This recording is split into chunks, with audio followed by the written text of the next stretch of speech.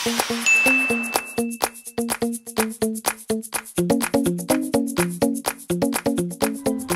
naman kasi. Akala ko nasa roof deck ka na naman. Paano? Sabi mo sa akin di ka okay. Tapos nag-thank you, kaso akala ko naman maalam ka na. Bakit ka tumatawa? Naalala ko yung mukha mo. Kanina. Yan mismong, yan, ganyan.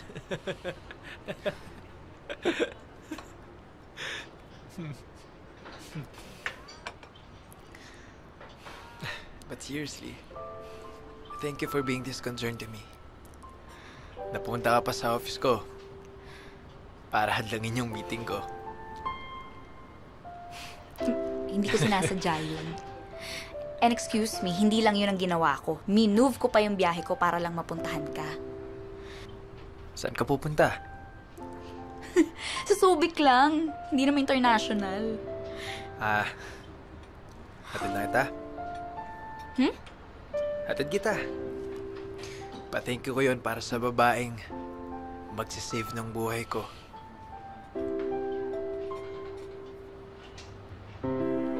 Baka meron pang ibang nag-vigil sa crash site. Gusto mo ba sa iba na lang dumaan? No, it's okay. Ready na akong harapin sila.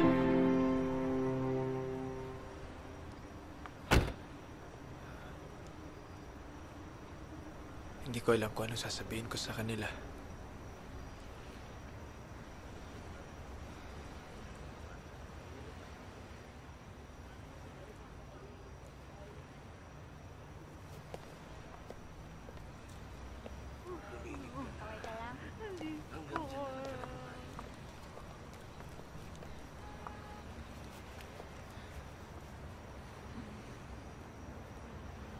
Namatayan din ba kayo?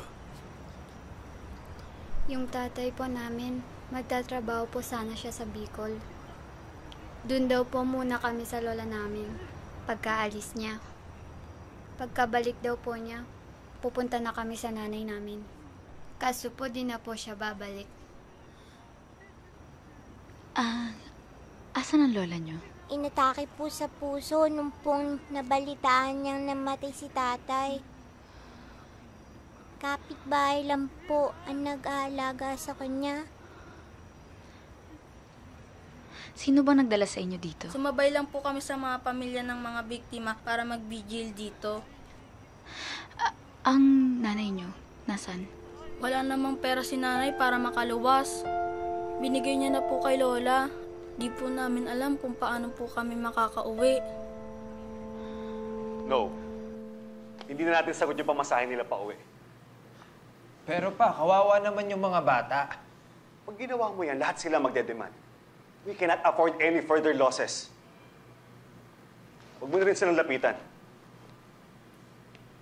Tristan, listen to me. What your father is trying to say is that the tension now is too high. If they know who you are, they're going to blame you.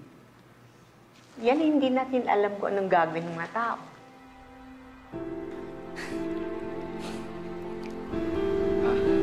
Apo, Uy, excited kayo Malapit na kayo makauwi sa mama nyo. mga anak! Nay! Dandan. Nay! Halika po kayo, tuloy po kayo. Saan po kayo? Tuloy po kayo. Bilis. Tara. Upo ko kayo, upo. Naku, pasensya kayo, wala akong maibigay. Ilang gabi na rin po kasi ako hindi makatulog eh. Simula nung mamatay yung asawa ko sa pag-crash ng eroplano. Hindi ko alam kung paano sila kukunin. Sinubukan ko rin po tawagan yung airline. Pero puro ahente na sumasagot sa akin eh. Nay,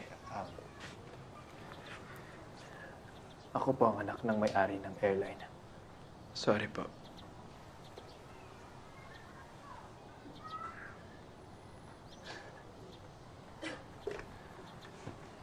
Sige po, hindi na rin kami magtatagal.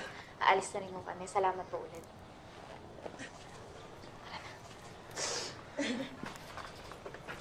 Ani Erika, Mang Tristan, alis na po kayo? Thank you po sa pagkatid sa amin.